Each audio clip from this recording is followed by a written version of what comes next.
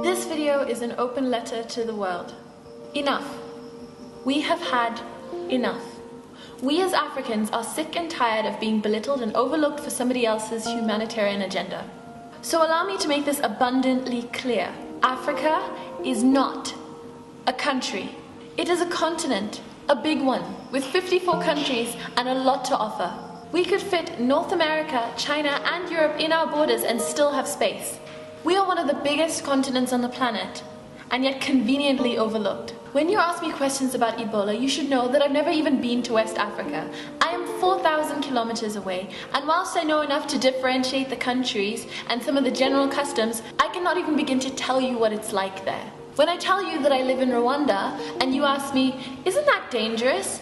I'm genuinely appalled by you who claim to be knowledgeable and up to date with global affairs, but you don't know that the genocide ended 20 years ago. When I told some people that I am Zimbabwean and South African, but I live in Rwanda and I've moved around to several countries in Africa, I was asked whether I was a refugee, because I couldn't possibly have the wealth or reason to travel around my beautiful continent without the threat of death. I refuse to stand any longer and let people tell me about the country Africa where I'm from, where we are too poor to function, our government singular is corrupt, and we have no idea what we're doing.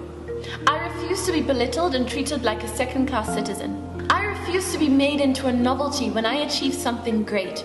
You know, you all think that the way that you put Lupita Nyong'o on a pedestal and nearly worshipped her is amazing. Like it's the highest honor or accomplishment for an African. Don't get me wrong, we are very proud of her because when one of us achieves something great, we celebrate as communities. But if you think that you've painted Africa in a positive light through her, you've actually done the opposite. When you make someone an idol like that, it says to us that you are so surprised that an African could achieve something that great, like no one has ever done it before. Our continent is full of amazing and inspiring Africans who are making a difference in their communities. So it's not a surprise to us when one of us succeeds exceptionally. It seems like you think that is all we have to give, and that couldn't be farther from the truth. We really have gotten the raw deal throughout history. We've been looked down upon, colonized, our resources have been stolen, we've been segregated, subjected to violence, institutionalized racism. We as Africans have accomplished so much. Nelson Mandela, Desmond Tutu, Paul Kagame, Wole Soyinka, Wangari Maathai, Strive Masiyiwa, Chimamanda Adichie, just to name a few. Why can't you see our achievements rather than the single story of poverty and helplessness? So I want you to do a few things for me today.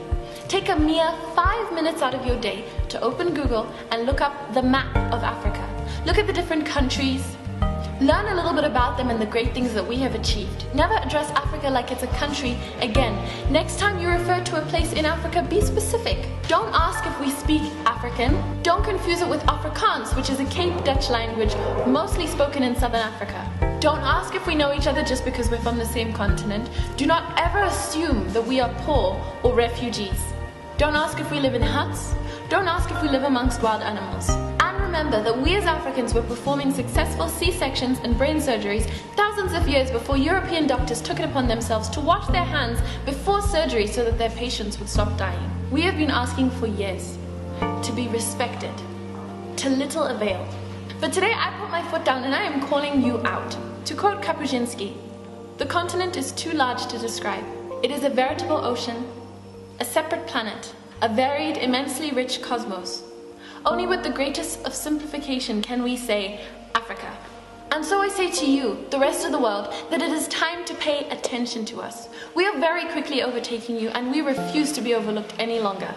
From Iwani Mawacha. If you want to know more about the points that I've raised in this letter, please follow the link down below. I will also be posting it to my Tumblr page from where you can reblog and share to other people. Thank you for watching this video. Please subscribe to my channel, follow my links down below, share, like, and comment. I would love to hear your thoughts. My name is Iwani Mawacha and this is Pepper and Soul, my YouTube channel. And I will see you next time I post a video.